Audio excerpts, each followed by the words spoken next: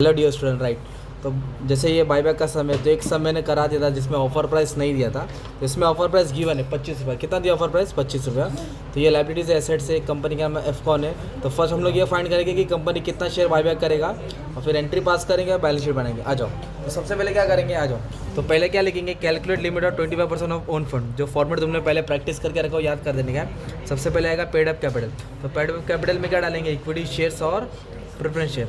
और सोर्स में क्या आएगा, जमा किया हुआ पैसा, general reserve, profit and loss, security premium. ये सबको ऐड कर देके क्या मिलेगा, टोटल फंड। इसका 25% किधर डालने का अपने को, बाहर डालने का। इसका 25% कहाँ डालने का है, बाहर। तो आ जाओ स्टार्ट कर दे। तो इक्विटी शेयर कितना दिया है, 4 लाख। प्रेफरेंस शेयर कितना दिया है, 1 लाख। इधर लिखा 4 लाख, 1 लाख। तो इधर कितना आ जाएगा, 5 लाख। ठीक है। फिर नेक्स्ट क्या दिया, उसके बाद जमा किया पैसा लेंगे ना। तो जनरल रिजर्व लेंगे 1 lakh, profit and loss 1/22,500। General reserve 1 lakh, 1/22,500। Security premium दिया है 1,27,500, 1,27,500। अब इसको ऐड कर दें, 1 लाख, 2 लाख, 3 लाख, 3.5 लाख। अब दोनों को ऐड कर लेंगे टोटल, तो अपने को 8.5 लाख आ जाएगा। कितना आ जाएगा, 8.5 लाख। ये क्या गया, 8.5 लाख मालूम है तुम्हारा टोटल ओन फंड, खुद का पैसा ना। तो उसका 25% भाड़ा डालने का, उसका 25%, 2,12,500, 2,12,500। तो ये क्या हो गया अपना, मालूम है क्या, लिमिट निकाला अपने। 25% ऑफ ओन फंड का अपन ने क्या निकाला, लिमिट निकाला। ये ए हो गया। अभी बी कैसे निकालेंगे, तो पहले लिखेंगे minimum own fund after buyback, total own fund minus 50% of long term borrowing. Total own fund का मतलब क्या होता है मालूम है क्या, 8.5 लाख टोटल खुद का पैसा है, minus 50% of long term borrowing. कर्जा कितना मालूम है कि अपना, टेबल में आना पड़ेगा। तो टेबल में कर्जा क्या है, एक ही दिया है कर्जा, डिबेंचर्स। कितना दिया है, 8 लाख। तो कभी डिबेंचर के साथ बैंक ये भी दिया रहेगा, बैंक लोन 2 लाख। तो 8 लाख और 2 लाख को ऐड करके 10 लाख आएगा। फिलहाल कर्जा क्या है, डिबेंचर से, तो एक ही डाल देंगे 8 लाख, है ना। तो ये 8.5 लाख के। तो जो लॉन्ग टर्म बोरिंग है ना, उसका 50%, मतलब 8 लाख का आधा। 8 लाख का आधा कितना होगा, 4 लाख। इन दोनों को क्या कर देंगे, माइनस कर देंगे। तो माइनस करके कितना आ जाएगा, 4.5 लाख। कितना है, 4.5 लाख। ये हो गया अपना minimum own fund after buyback, है ना। उसके बाद क्या करेंगे मालूम है, limit of 25% of equity share capital. Limit of 25% of equity share capital. तो जो इक्विटी शेयर है ना, उसका 25% निकालना है। तो 4 लाख है ना, उसका 25%। तो 4 लाख का आधा 2 लाख, और 2 लाख का आधा 1 लाख, आधे का आधा ना। तो आ जाओ ट्राई करते हैं। तो ये 4 लाख है, उसका कितना परसेंट निकालेंगे, 25%। तो 4 लाख का 25% कितना आ जाएगा, 1 लाख। ये 1 लाख रुपीज़ हो गया। फिर उसको डिवाइड करेंगे किससे, फेस वैल्यू से। किससे डिवाइड करेंगे, तो एक शेयर का फेस वैल्यू कितना दिया है, 10 रुपये दिया है। तो 10 से डिवाइड करेंगे, 100 दिया रहेगा तो 100 का। तो इक्विटी शेयर का फेस वैल्यू कितना है, 10। तो कितना नंबर ऑफ शेयर है, 10,000 शेयर। कितना शेयर है, अब इसको मल्टीप्लाई करेंगे किससे, ऑफर प्राइस से। किससे मल्टीप्लाई करेंगे, तो 10,000 लिखेंगे। कंपनी क्या ऑफर कर रही है भाई मालूम है क्या, 25 रुपये दे रही है। कितना दे रही है, 25। मतलब 10 रुपये का शेयर था, 25 दे रही है, 15 रुपये एक्स्ट्रा दे रही है। तो इधर लिख देंगे हम लोग 25। तो 4 लाख का 25% निकालने का, डिवाइड बाय फेस वैल्यू किया था, नंबर ऑफ शेयर मिला, उसको 25 से मल्टीप्लाई करेंगे, सी मिलेगा 2.5 लाख। ये क्या हो गया अपना, 25% ऑफ इक्विटी कैपिटल का लिमिट, है ना। जैसे ए मिला, बी मिला, सी मिला। तब तीनों में छोटा उठाएंगे। क्या उठाएंगे, अभी अपने को ढूंढना है number of share that can be buy back. तो तीनों में लिस्ट मतलब छोटा। तो छोटा पहला वाला हो गया, सही। और divide by offer price, divide by offer price question में दिया ना 25, इसको डिवाइड कर देंगे।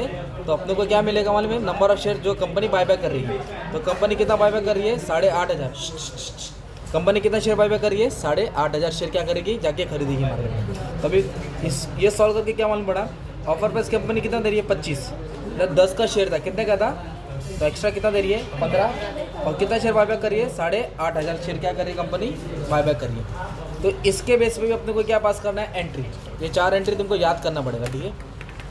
तो journal entries in the books of, company का नाम डालने का एफकॉन, इधर लिखने का डेबिट रुपीज़, इधर लिखेंगे क्रेडिट रुपीज़, इधर डेबिट रुपीज़ और क्रेडिट रुपीज़, ठीक है। तो पहले एंट्री याद करेंगे, इक्विटी शेयर अकाउंट डेबिट, इस पर प्रीमियम देने का है, और पैसा किसको देने का, इक्विटी शेयर होल्डर, याद करने का। तो कितना शेयर बायबैक हो रहा है, 8,500 शेयर बायबैक हो रहा है ना, 8,500 शेयर। तो उसकी एंट्री पास करेंगे। तो पहले लिखो 8,500, 8,500 और 8,500। तो कितने का शेयर था, 10 का था, एक्स्ट्रा कितना दिया, 15 दिया, और टोटल कितना देने का है, 25। किसको देने का, इक्विटी शेयर होल्डर्स को। अभी अमाउंट मल्टीप्लाई करके लिख देंगे, राइट। अमाउंट मल्टीप्लाई करके लिख देंगे, तो इधर आ जाएगा 85,000 ठीक है। इसको मल्टीप्लाई करेंगे 1,27,500 आएगा, इसको मल्टीप्लाई करेंगे 2,12,500 आएगा। ये हो गई ड्यू की एंट्री, मतलब देना है, ठीक है। तो पहले अपन पेमेंट की एंट्री पास करेंगे। किसकी एंट्री पास करेंगे? तो कंपनी को किसको पे करना है? इक्विटी शेयर होल्डर को। कितना देने का? 2,12,000। देखो जो पहले 85,000 है उसको CRR क्रिएट होगा, 1,27,500 का प्रीमियम पे होगा और 2,12,000 का पेमेंट होगा। तो ये पहले पेमेंट की एंट्री डालेंगे। तो इक्विटी शेयर होल्डर क्रेडिट है तो डेबिट कर दिया, पैसा जा रहा है तो टू बैंक, ये पेमेंट की एंट्री आ गई। किसकी एंट्री आ गई? पेमेंट, ठीक है। अभी अपन CRR उठाएंगे, कैपिटल रिडम्पशन रिजर्व। एक रिजर्व क्रिएट करना पड़ता है शेयर्स बायबैक करने के लिए। तो उसके लिए कितनी की जरूरत पड़ेगी? इक्विटी शेयर में अमाउंट कितना? 85,000 ना। तो 85,000 का हम लोग रिजर्व क्रिएट करेंगे। तो 85,000 का बंदोबस्त कहाँ से करेंगे? अरेंजमेंट कहाँ से करेंगे? घर से करेंगे। तो अपने घर की तिजोरी में देखो 2 तिजोरी, एक जनरल रिजर्व, एक प्रॉफिट एंड लॉस है। एक जगह 1 लाख रखा, एक जगह 22,500 लिखा। तो दोनों में से एक अमाउंट उठा लो। तो 1 लाख ले लिया। क्या ले लिया? 1 लाख में से कितना जरूरत पड़ा? 85। तो CRR कहाँ से उठे? हमने जनरल रिजर्व से उठे। इधर लिखेंगे जनरल रिजर्व अकाउंट डेबिट। इधर कितना? 1 लाख है ना, उधर से कितना उठा अपन ने? 85। तो मतलब इधर 15,000 बचेगा। कितना बचेगा?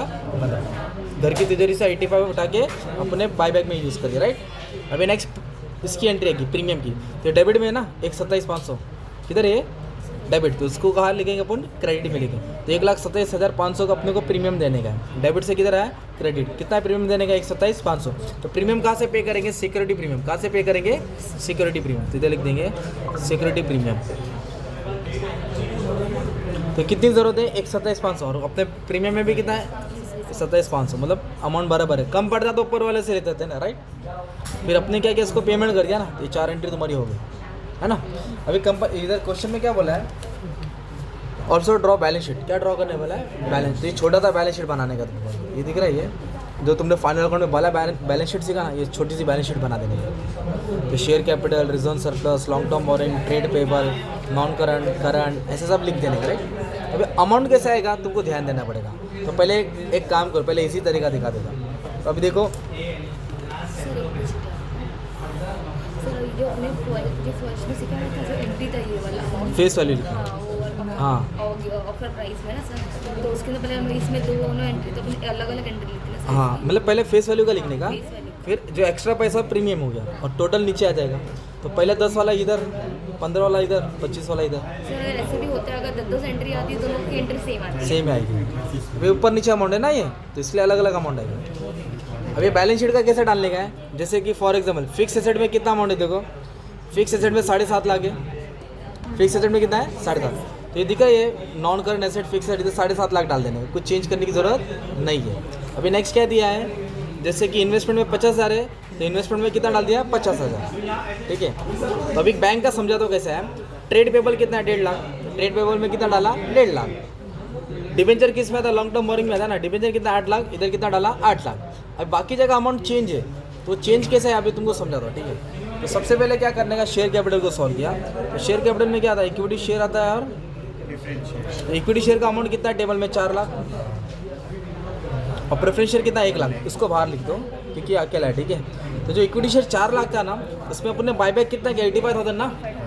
बायबैक कितना किया? जो डेबिट में उसको माइनस करने का, तो 85 कम कर देने का। इधर बचेगा 3,15,000। कितना बचेगा? अभी दोनों को ऐड करने का तो 4,15,000 है। कितना है वो? किधर जाएगा? शेयर कैपिटल में। तो आप देख सकते हैं शेयर कैपिटल में 4,15,000 आ गया ना यार। इक्विटी और प्रेफरेंस को ऐड किया, राइट। रिजर्व सरप्लस में क्या करेंगे? ये सब लिख दो ऐसा। General reserve, profit and loss, security premium, और एक रिजर्व डालने का capital redemption reserve. Capital redemption reserve, ठीक है। तो कैपिटल रिडम्पशन रिजर्व मतलब कितना क्रिएट किया अपन ने? 85। इधर लिख दिया 85,000। अपने पास जनरल रिजर्व में कितना रुपया था भाई? 1 लाख। और प्रॉफिट एंड लॉस में कितना? 1,22,500। इसको जैसे है वैसे लिख दो क्योंकि इसको कोई छेड़छाड़ नहीं किया है। प्रीमियम कितना है? 1,27,500। कितना है? तो अभी जनरल रिजर्व में 1 लाख था, तो हमने 85,000 खत्म किया ना इधर का। तो 85 क्या हो जाएगा? कम हो जाएगा। तो अपने पास कितना बचेगा? मान लीजिए 15,000। कितना बचेगा? प्रॉफिट लॉस पूरा ऐसे ही है। सिक्योरिटी प्रीमियम में कितना था? 1,27,500।